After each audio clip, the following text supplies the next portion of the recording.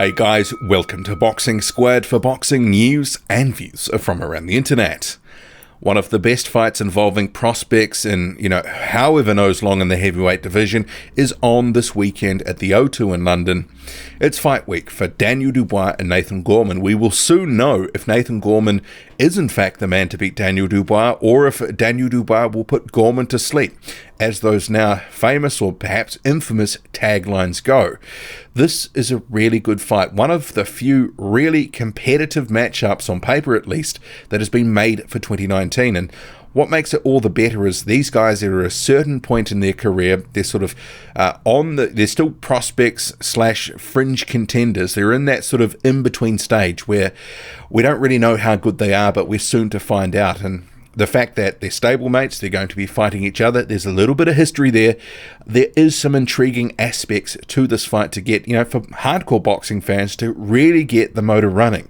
It may not have had the sort of impact on casual boxing fans as other fights often do, and so people swoop in to watch these fights.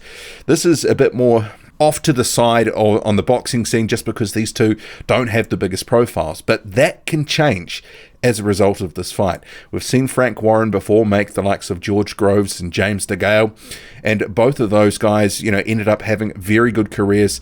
The loser was able to come back. Both won world titles in the end. It didn't do either any harm in their careers. And in some ways, this is one of those fights, but the winner really is going to go on to be considered probably within the top 20.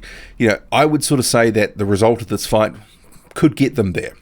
And it is the best fight involving heavyweight prospects, in my view, for quite some time. I was trying to think about such a competitive matchup, on paper at least, involving two guys at heavyweight, and I was thinking, I couldn't actually really sort of pinpoint something in recent memory that sort of comes this close. So for me at least, I'm really looking forward to this fight. And the fact that it also has a good undercard, which also features Joe Joyce versus Bryant Jennings, it's going to be a great night to be a heavyweight boxing fan. This is going to be a very good card. And I think one of the things fans are liking most about this is it's not a pay-per-view card. And I think if it had have been, there would have been criticism, but the fact this is going to not be pay-per-view, people are really digging this. In some ways, it is maybe more of a trade fight, this main event, because the casuals haven't necessarily come in behind these guys. But you know what? Doesn't matter. I'm really looking forward to this. And maybe the rivalry, it's been a little bit force-fed to us and maybe a bit hammed up, but there is something there. There is a nugget of something between these guys. They've sparred a lot previously.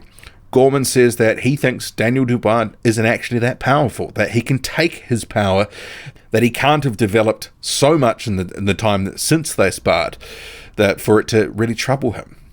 And if we look at who they've been fighting, some of their form, we kind of see, some similarities. There is some common opponents here, very recent common opponents. It's kind of been like a little bit of a treadmill for a couple of guys coming in to fight them. But it's one of these things where, for me at least, with Nathan Gorman, he kind of feels like in the stable of Frank Warren's. Before Joe Joyce joining, you had Tyson Fury off. That was kind of, a level above Daniel Dubois and Nathan Gorman. But you had Nathan Gorman almost like the ugly stepsister to Daniel Dubois. He was getting fed a lot of late notice opponents and not really been given the opportunity to properly prepare for his opponents and maybe given a better chance to shine. And some of the fights that he had, I think there was about 3 or 4 in a row, where it was in the final week or two that he was actually lined up with an opponent. Just think there was Razvan Kajanu, there was also Kevin Johnson, there was also Kamil Sokolowski. There was a few guys where he stepped in at late notice and he took those fights and he didn't necessarily look fantastic in them. So his form, although he's been winning, if you compare the resumes, the similar common opponents like Kevin Johnson, like Razvan Kajanu, Nathan Gorman's made harder work of some of his matchups as opposed to Daniel Dubois, who's knocked out everyone except one guy, Kevin Johnson. And we'll come to that in a moment because I think some of that will be key to how this plays out for this fight. Not necessarily Kevin Johnson, but some of the tactics and potential adjustments that Dubois needs to make and that Gorman needs to learn from. But they do have the common opponents, and Razvan Kajanu it was really weird because for Daniel Dubois, he opted to really go out there guns blazing, which is very un-Razvan Kajanu-like. Whereas for Nathan Gorman, he did what he did against Joseph Parker, which was effectively shell up, do his impersonation of a heavy bag, and it didn't flatter Nathan Gorman. The first few rounds he looked pretty slick, but as the fight wore on, he became a little bit one-paced, he looked like he was gassing, and it just kind of felt like every round was the same. Whereas with Daniel Dubois, he guns blazing, but ultimately that led to him getting knocked out. So it wasn't like he got a like-for-like performance from Razvan Kajanu for the two, for Gorman and Dubois. But Kevin Johnson, he did give a like-for-like performance in both of those fights, where effectively he did what Kevin Johnson normally does these days, which is not a lot, effectively taking punishment, shelling up, not really offering much, and being extremely negative. And that was sort of the fight that took a lot of wind out of the sails of Daniel Dubois and the sort of hype train that had been running for him. Ahead of that, people were saying that he was the next Anthony Joshua, that he was the next big thing, not just in British boxing, but in world boxing. As a result of that performance, where he was taken the full 10 rounds, looked decidedly average at times, it was one-paced, was all the same sort of punches, time and time again, and if you watch from about round 3 to about round 10, you only needed to see one of those rounds, and you saw all 7 or 8 of those rounds. So he went away from that fight, took a bit of a hit to his profile, especially from hardcore fans who were expecting a lot more, better variation, that he would be able to break down Johnson, potentially take him out just like Anthony Joshua, the guy that he had been compared to, who Frank Warren was actively trying to build a comparison between Dubois and Joshua. The air went out of the balloon of that sort of hype train out after that. And there were a number of people sort of saying, this guy, it's a disgrace people were ever comparing him to Joshua. But triangle theories, though, they don't always work, and sometimes guys have an off night or the styles don't completely mesh, and it can be tough to get a guy out of there. So I didn't take too much from it. I actually thought it was a good opportunity for Dubois to get the rounds in, and he would have learned from that opportunity that he couldn't just go in there, land a 1-2 and throw a hook to the body and a hook to the head and take a guy out. Johnson gave him something to think about and something to work on in his training.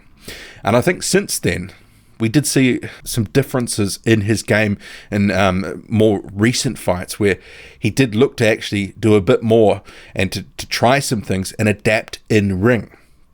Nathan Gorman, Daniel Dubois, common opponents, and now they're facing each other. Their styles, it's one of these things I've been thinking about, for weeks now. How is this going to play out? Because it's got some scope to go either one of two ways. One, it's going to be a complete stinker and it's not going to live up to its billing. I mean, remember, Nathan Gorman and Daniel Dubois have been talking up a knockout. Gorman especially, who doesn't necessarily fight like a knockout artist, has been saying he's going to try and knock Daniel Dubois out. He's going to be trading with him. He's going to be landing some heavy leather on Daniel Dubois. And just because he is relatively slick, good skills, fast hands, good on the back foot, I think for me, I'm not necessarily expecting him to engage with Dubois in the way that he's been talking up. And remember, in a fight build-up, there's a lot of misdirection and smoke and mirrors that happens. And for me, some of his chat falls into that category. I sort of think that it's going to be more a performance where he will look to box Daniel Dubois. He's probably going to, if he can get a knockout, sure, he'll take it if he can get it. But is it going to come early? I would doubt it. I think it'd be a case if he got a knockout of Daniel Dubois, it will happen later in the fight. He's going to have to break Dubois down. He's going to have to rely on his skills in boxing, which he says he's prepared to if he has to in this fight. I think from the get-go, he'll be relying on that. He will need to use head movement. He will need to use angles. He'll need to try to wear down and wear out Daniel Dubois.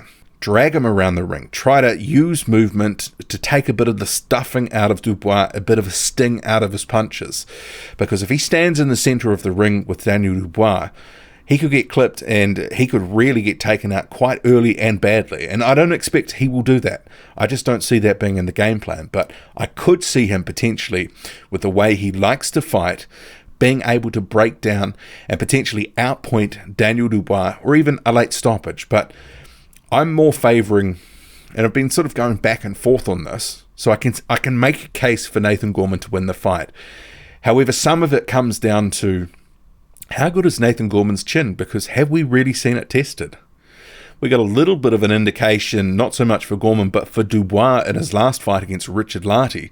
We saw that he was willing to take chances. He took a couple of shots flush on the chin, and he really wasn't too fazed by it. So we know Dubois' chin is good to some extent, but Nathan Gorman has faced a lot of cream puffs, a lot of guys with negative offense, like Kajanu, like Johnson. Those were some of his step-up fights, but they were guys that were never going to trouble him in terms of landing something on his chin early and often in a fight, whereas someone like a Daniel Dubois will be looking to chin him. He's not going to be shy about coming forward and trying to really work Gorman over. We've heard from Nathan Gorman how he believes he's got a fantastic chin. But, it remains to be seen, and that's going to be a big factor in this fight, because if Gorman tastes the power early, and if Dubois is able to get his respect and really, make him think twice about throwing some of his combinations, if he can catch him with something, it could really change the fight. But if Gorman feels comfortable with what's coming at him, that if he does get clipped, he can take it, then maybe Dubois will be in trouble. But the power, that will be something that could be an issue, as is Nathan Gorman's chin, because if Gorman's chin holds up, he could easily outpoint Daniel Dubois. There was some recent polls on social media, and I have, a little bit skeptical of them. There, a whole bunch of votes were cast on different days with different polls about, who was better at certain things. And I did have a sort of thought that some of them were more tailored to be in Gorman's favour in terms of the categories thrown up there. And I wondered if that was to try build a bit of more of a case for Nathan Gorman, because the results did clearly come out in Gorman's favour. But I think some of that came down to the categories and the type of question that they asked. But then again, are there just more Nathan Gorman fans than Daniel Dubois fans? I mean, it's hard to say. I kind of think that those poll results do actually understate how good Daniel Dubois is, because he's not just power, he can box a bit, and I think maybe this fight here we will actually get to see some things that maybe we haven't before, because if Gorman is willing to actually box with Daniel Dubois, as someone like a Kevin Johnson would not, there will be some openings for Dubois, there will be some opportunities for him to get some work away, to try vary his punches, vary his tactics. Maybe some of the opponents he's had so far haven't given him that opportunity, because half of them have been, or more than half, have been falling over in the first round or two. It seems to be the first punch that lands, someone's taken out.